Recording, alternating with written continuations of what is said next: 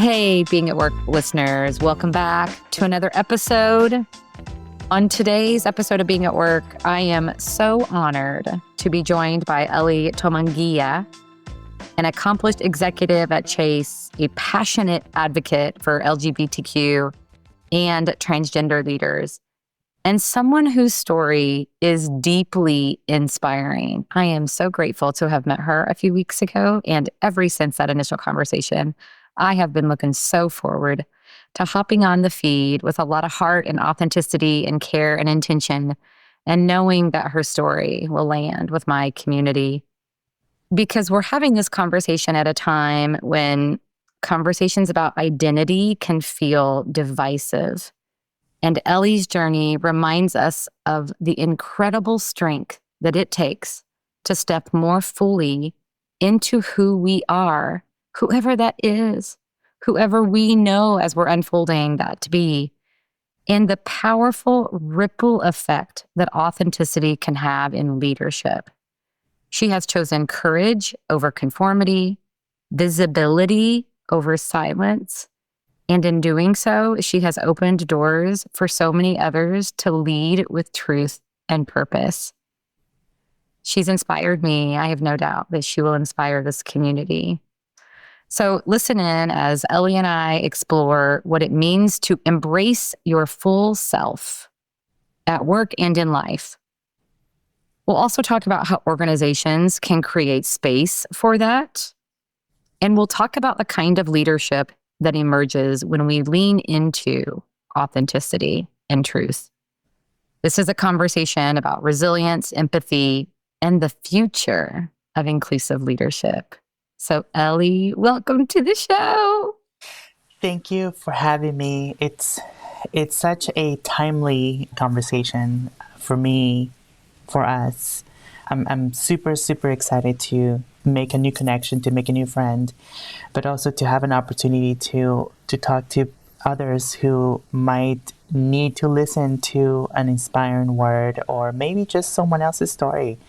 I have been doing a lot of reflection, but also a lot of learning in the last few months. And I find that listening to other stories, listening to others' perspectives has given me a little bit of grounding that I needed. So Thank you for having me. Before we hit record, you told me that you are so optimistic. And the world needs more optimism right now. What are you feeling optimistic about? Well, I have found that through the many changes that we are experiencing, not just in the US, but just really in the world, from many different areas, that people are at the very basic still needing to connect to others. Whether we agree or disagree on certain things, whether we have similarities or differences, I have found that many of us have the same need of connection, of love, of maybe purpose, and there's a shared humanity.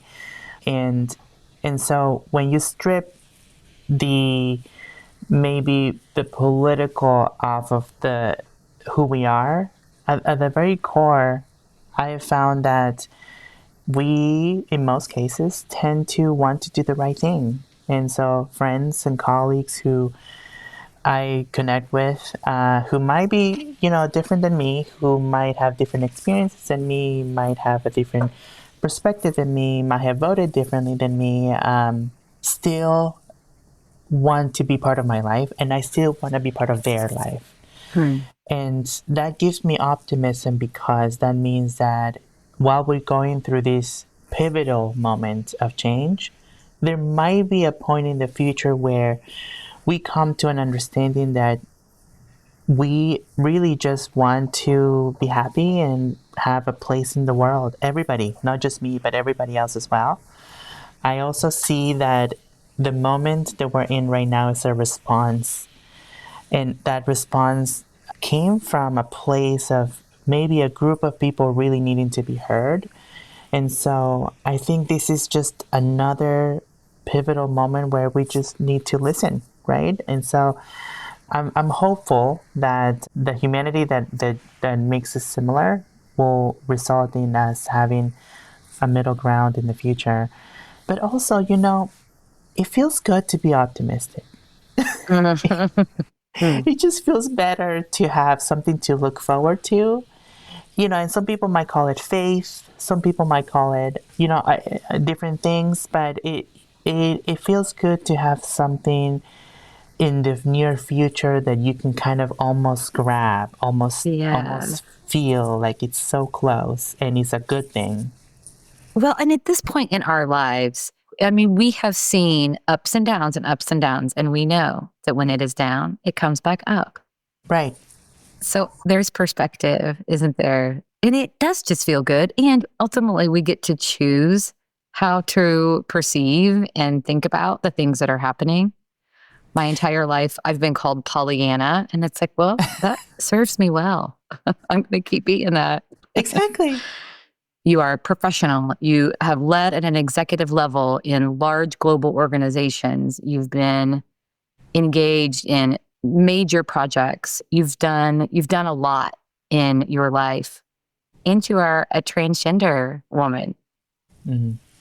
Do you, like, when I say that, I'm curious, do you think about that? Help me understand, like, how you think about that. I don't walk around thinking about, oh, I'm a white heterosexual woman, I mean, I know I'm a woman. I know I have unique experiences because of that. So I'm curious for you how that part of your story fits into how you lead who you are. Yeah. It is true that who we are informs our decisions and how we navigate life and how we navigate our careers. But I think you hit the nail right on the head when you said that you don't think about those things every day for everything that you do. Maybe it's more of a subconscious thing for me as well. So when I am at work, when I think about the projects that I'm leading, the people that I connect with, the people that I'm leading, the advice that I am giving, the decisions that I'm taking, I am not immediately thinking about who I am when making those decisions. Having said that, I recognize that at an unconscious level, I am, as many of us are, maybe somewhat biased, and maybe bias is not the right word, but I recognize that my life has informed how I work, how I make decisions, how I think about things. And so I don't want to pretend it doesn't.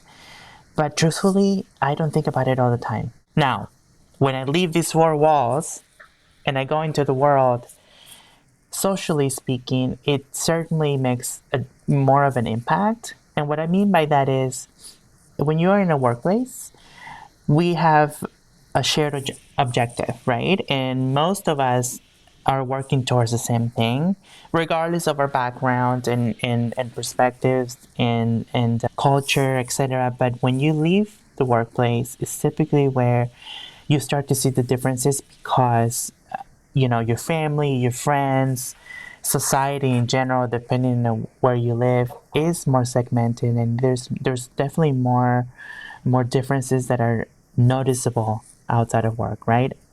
From how you interact with strangers to how you navigate the world as a woman, as a trans woman, as a Latina woman, there's definitely differences, right? Mm-hmm. I would be dishonest to say that I did not think about that outside of work. Mm-hmm. It's not all bad.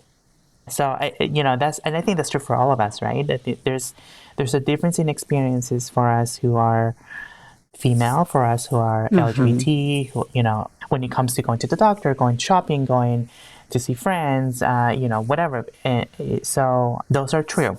But to answer your question directly, when I'm at work, it's not top of mind.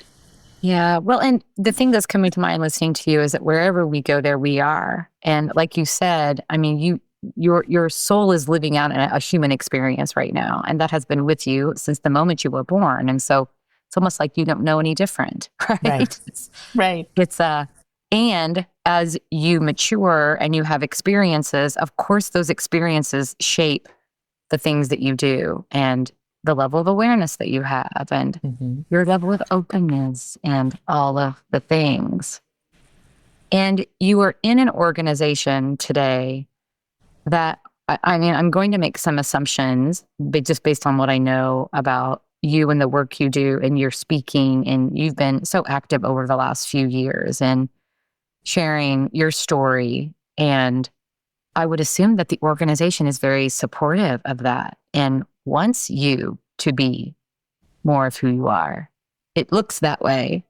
It is very much that way, yes. But it is also both a strategic decision because it represents the values that the organization has, but it also is not an invitation for just anyone to speak on behalf of an organization, right? And what that means is, there are certain leaders who understand the delicate balance between sharing one's experience and also ensuring that we don't bring any reputational risk to the firm. Yeah. But also, it is so important to share our lived experiences with future employees of our firm, with the younger generations that we know are joining our firm, many of whom are LGBTQ+. It is a reality that our workforce is continuously changing, and younger generations have different set of values and expectations, and so it would be a disservice not to speak to them in the way they understand. And one of the things that we know of our Gen Zs is that they want to hear about the diversity and the uniqueness and the Yes. the experiences of many different people, including trans people. Yeah. Yeah. I mean, there is such a shift to the encouragement of being who you are. I mean, authenticity has been highlighted as a mission critical leadership attribute for years. So what's the impact of that? As you tell your story, I imagine like the feedback you've gotten has been incredible. Tell us about the impact, the ripple effect of you being more of who you are. Well, there's definitely personal impacts. There's professional ones as well. I would say personally first, it has allowed me to, and I spoke about connections at the beginning, it has allowed me to make connections with people that I would have not met otherwise. For example, in my many speaking engagements and travels, I have met amazing people from APAC, from Asia Pacific, from India, the Philippines. I've met amazing people from Brazil and the rest of South America, from Argentina, and those people have taught me something I didn't know. People I've met from other regions and with different experiences and culture have taught me new things, have given me new perspectives perhaps that I didn't have. And that is so rich, that I really believe that it enriches our lives. I don't think I would have had those opportunities had I not been open about who I was, and have I not accepted the opportunities I had to advocate on behalf of the LGBT community. Professionally, I think it adds a layer of authenticity, to use the word you used. I think that is unique because we see a lot of leaders who simply speak about their work, which is great, and oftentimes we don't hear about their personal lives or maybe any challenges that they might have experienced in life. And so when you learn something about someone who you've been working with or you had some sort of professional relationship with, something that you might have not expected, because the truth is, I work not in DEI, so my primary work is in human resources, so it's not necessarily directly related to diversity, equity, and inclusion. And so when the conversation of me being trans comes up, or maybe when someone learns that I am trans, it's oh, really? Okay, interesting fact I didn't know about you. As opposed to the opposite, which could be I'm leading with that, and then you listen to or hear about my work, right? So I think professionally it adds a layer okay, I see that this person is more real or more human, more accessible than I thought she was. It's a level of humanity. How is that for you in those moments? It can be exciting, honestly, but it also can be sometimes a little scary if it's in the wrong moment. You know, many people react differently to learning that I am trans. And so sometimes it's a wonderful moment to make, you know, a closer connection with someone.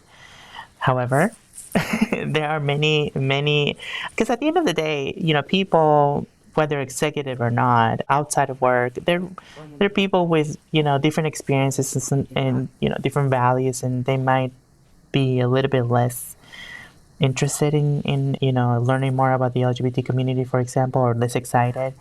And so, I mean, I'll tell you quickly.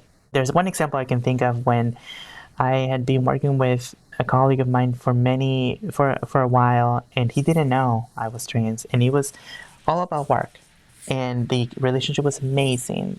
Once he learned that I was trans, it changed, and not to the positive. But that's part of reality, right? That's, you know, that's part of who we are as people.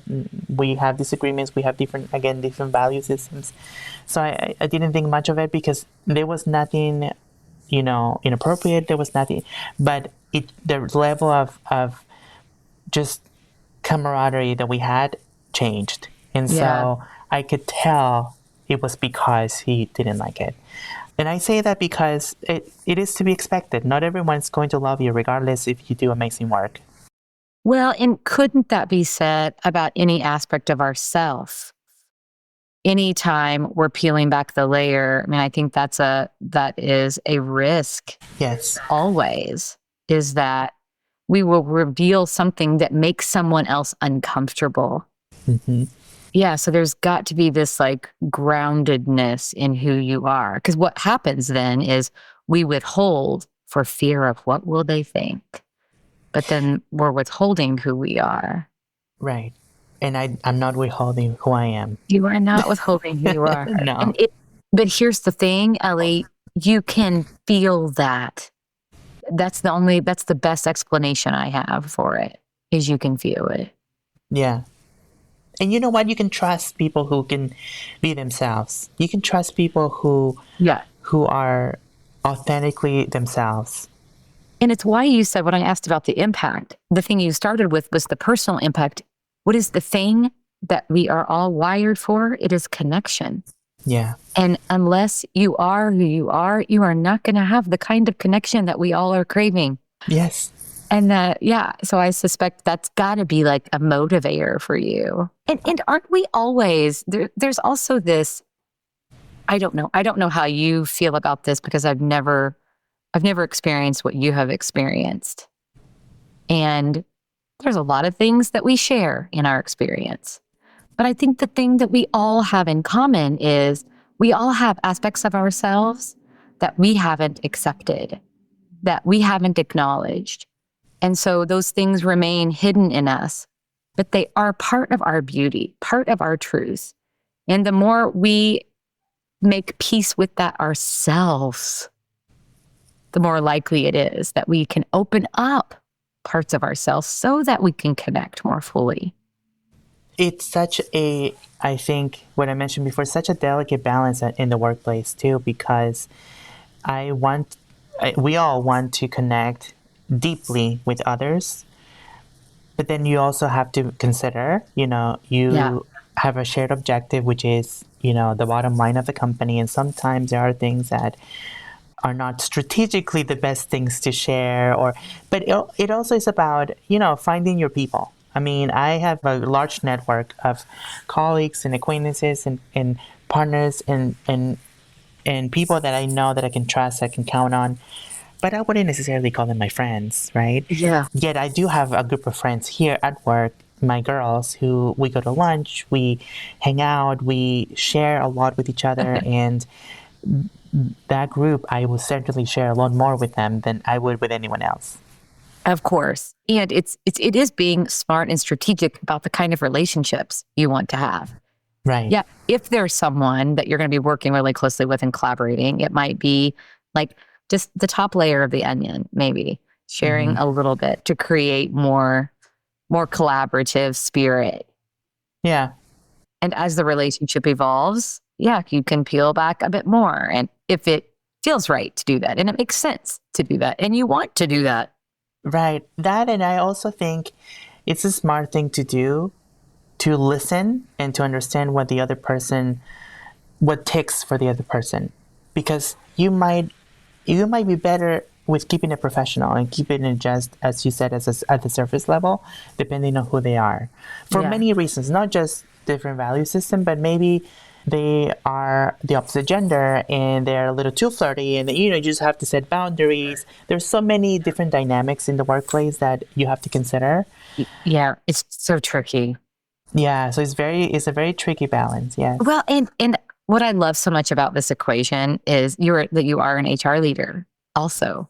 And so you get the important guardrails that Yeah. organizations have in place to, protect the organization and protect team members. And so I'm curious, as you have been speaking on trans issues, advocating for the LGBTQ community, what is your core message? What are the things that you really advocate for? So, from an organizational standpoint, I think we have to have honest conversations as to what our employees need from a benefits perspective, support perspective, policies perspective, because our organization is doing an amazing job at that. Some other Fortune 500 organizations could do a little bit better, but have definitely come a long way. From a personal perspective, each individual person, whether executive or not, I think could do a little bit more with their learning, their listening. And what I mean by that is we don't live in an island by ourselves. We have such an opportunity to learn from other cultures, from other communities. I moved from Peru. So I was born and raised in Peru. And when I moved to the US, I was 19. When I moved to the US, I had a lot of learning to do, because not just certainly the language, but because the culture and societal norms were so different than growing up in a predominantly Catholic, culture, and very family, close knit, family oriented culture, etc. So less individualistic as the U.S. is, etc. So many things that I had to learn, and also the racial tensions. There were so many things that I had to put on my student hat to really understand where I was going, where I was getting into, right? I think others should do the same thing, because our workplace is more diverse than ever. And not only because the US is a melting pot, but also because we're a global, most Fortune 500 companies are global organizations. Right. And so we work with people from all over the world. And so if we don't understand where they're coming from, then, so I think, my message would be, from a personal perspective, just learn more about people, learn more about who they are and where they come from. What holds people back from learning more about the people they work with? Honestly, there's a couple of things. I think one is there might be a little bit of fear of the uncertainty, or fear of, I some people might think, well, I don't need to. I have my own thing going on. It works well. I don't understand it. And sometimes there is fear of lack of understanding, like I'm not going to understand it, I'm not going to get into it. I think the other thing is, in the current times that we live in, many things have been politicized, and there's a fear of being on the wrong side of the equation for both sides, right? And so I think it's so important to just kind of let go of those fears and just connect with people. Like I said at the beginning, connect with people regardless of who they are, and just figure it out who they are, why they're like the way they are, and just what values and beliefs they have. And that's going to make for such a much stronger organization. Yeah. So for the individual, it's about learning and listening, taking the time to connect, putting yourself out there. Also, I mean, it takes courage doesn't it? It does. I think so much of the time I hear people say like, well, I don't want to say the wrong thing or I don't want to ask the wrong question. And my encouragement is always, if you come like with an open heart and open hands with real curiosity, like the spirit of that always shines through. That's very true. I think the honesty of someone who really means well will be very visible and it will be very apparent. But I also think it is each of our responsibilities to be informed. What are the common dynamics that we now know in the workplace or in general, right? I mean, understanding people's pronouns. We're talking about the transgender community, for example. Understanding that their gender presentation might be a little different than what you expect a man or a woman to look like. Right. So certain things like that. It's a good point. Not making assumptions. Let's just double click on that. Like it is our responsibility to be informed. So yes, show up with curiosity and be willing to ask the questions, but also do the work because there's a lot of information available. Yes, there is absolutely plenty of information in trusted sources. And because that's the thing that 20 years ago, right, we didn't have a lot of, we had medical information about the transgender community, but we didn't have a lot of social norms, or we didn't have a lot of studies, or we didn't have a lot of, awareness training. There's plenty of that now from organizations that have dedicated themselves to do just that. So without naming any of them, you can simply Google what they are and find, articles, resources, studies on our community, and as well as many other communities. Very brilliant people have written many things. So, it's just a matter about doing your own research and just kind of understanding how the world works. What's a favorite resource or book or author for you if someone listening to this is wanting to get some good information? Yeah, so for the LGBT community specifically, at least the last time I checked, hopefully the current administration hasn't taken anything down. I don't believe so because they're a nonprofit, but HRC is one that's a go-to for me, the Human Rights Campaign organization, but also Out and Equal. Out and Equal also has a lot of workplace-related resources and research. They're based in the US, but they're a global company as well. So I got HRC. I did not get the other one. What was the other one? Out and Equal. Out and Equal. Mm-hmm. Great. Yeah, so there are two that I trust from a workplace awareness perspective. Now, when I went to do some research on the medical side of things or the legal side of things, there's definitely other organizations that might be a little bit better suited to provide information on those sites. But again, ACLU is one of them. There's a Transgender Law Center is another one. But there's so many. And also, I'm naming those in the US. When you go abroad, right, there's other organizations that have done just as much research. What do you personally wish that the masses understood about the trans community, the LGBTQ community? Yeah, this is going to sound cliche, but I think my optimism drives me to wish that everyone understood that the transgender community has very similar needs and wants as everyone else. We want to be employed. We want to have access to healthcare. We want to have access to resources. We want to go about our life and do the things that everyone else does. So access to, being able to love who we love, go shopping wherever we want, so it isn't really much different than anyone else who participates in society. Mm-hmm. Now, we look different sometimes, yes, but that doesn't take away our humanity. Don't we all? Don't we all? So thank you for sharing the insight for individuals. So I asked about, what can individuals do? What can organizations do? Because you are an HR leader, we have a community that is full of HR leaders. There's a lot of talent professionals listening in. So what advice do you give to HR leaders? A couple of things. One is, as I mentioned earlier, it really is about listening to the employees, whoever they are, and wherever they are as to what their needs are, and these include benefits.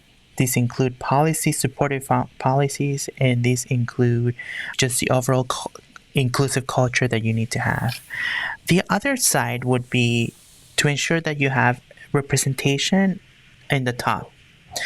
It isn't enough to say that an organization is inclusive, but it's also important to ensure that you listen to those voices at the executive table. And so that means to ensure that there's some sort of representation from the Black community in the executive table, from females, from veterans, from different able people, from LGBTQ people, from Asia Pacific people, from Latin Hispanic people, from European people, from really everyone, because we have different perspectives and different experiences.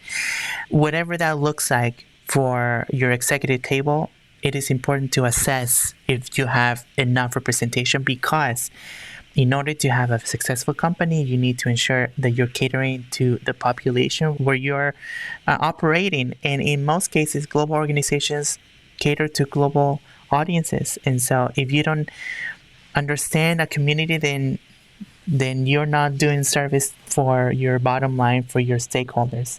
What if my CEO or executive team is not open? What if they're fearful? What if they don't understand? What if they don't prioritize representation or inclusion? How can I influence them? Yeah. There is a delicate balance with, pushing a culture that's inclusive when there isn't one, and taking care of you and your career. I always say, prioritize you. Prioritize yourself and your needs as an employee, as a person, as as a community member. I wouldn't personally, because I'm not an activist, right? I'm an advocate for the LGBT community, but I'm not an activist. And I truly believe in order for us to thrive, we need to be able to have access to employment and to benefits. And so if for you to change the culture means to sacrifice your ability to access those things, so your employment, for example, I would be very careful with that. However, there are subtle ways to encourage an inclusive culture if you're not in one already. If possible, right, I would find the allies for your community. And those can be anywhere throughout the organization, laterally or horizontally. So if you find people who are naturally inclined to be allies of the LGBT community and would go to war with you, there is a strength in numbers. And so it's easier to find commonalities first before you go to war against the common enemy. Yeah. So I have, even before this, even 20 years ago, right?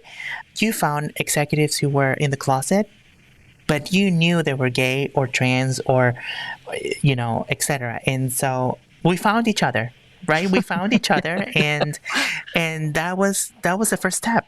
And that really was the truly first step before we organized formally and formed the ERGs and, really created the change that you see now in Fortune 500 companies. Yeah, and we're living our lives, and the challenges of today may look different, but isn't that life? Life is full of wins and successes and all kinds of beautiful things and all kinds of challenging things.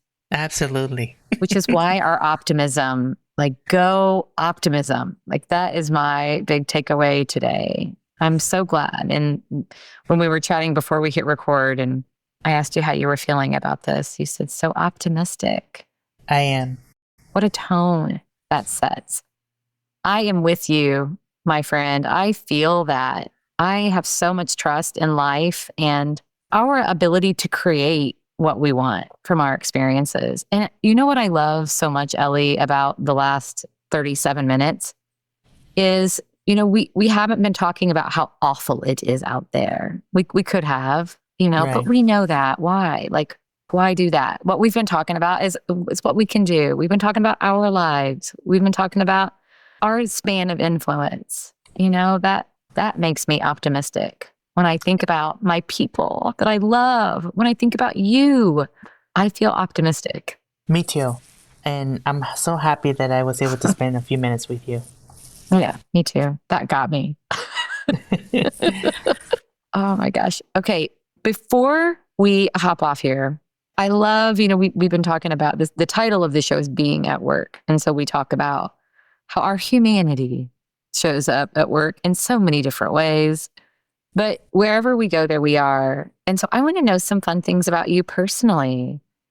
What are you listening to right now? What are you watching? What are you into? Tell me just some of the things that have you fired up in your personal life right now. So, a couple of things. I love to travel, and I have not done a lot of that this year because, for a couple of reasons, but mainly because I am buying my first home.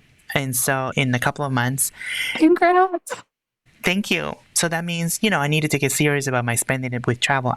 In the past, I've traveled as much as I could, maybe not as much as others can, but, other continents and certainly throughout the U.S. and just honestly, sometimes just a weekend vacation to the beach. But this year I have not, but I love to watch videos where the experts in travel tell you where to go, what to do, something that people don't know about, a very known touristic area or maybe places that people don't really visit. But I just love that because, again, going back to, I love learning about other cultures and other people's, experiences. And so I really love to do that. And because I'm buying my home in the next couple of months, I've planned a lot of travel from November to December. So that's amazing. Well, congrats on the house. That's super exciting. But what is a vacation spot or a travel spot that you're most looking forward to? I'm going to Hawaii for the first time for Thanksgiving. Oh my gosh. So I'm going to spend Thanksgiving in Hawaii with my mom. And, not only is it an important time because Thanksgiving is really, I've really adopted that American holiday of giving thanks. I think it's an amazing thing to give thanks for the things that have gone well in your life for that year.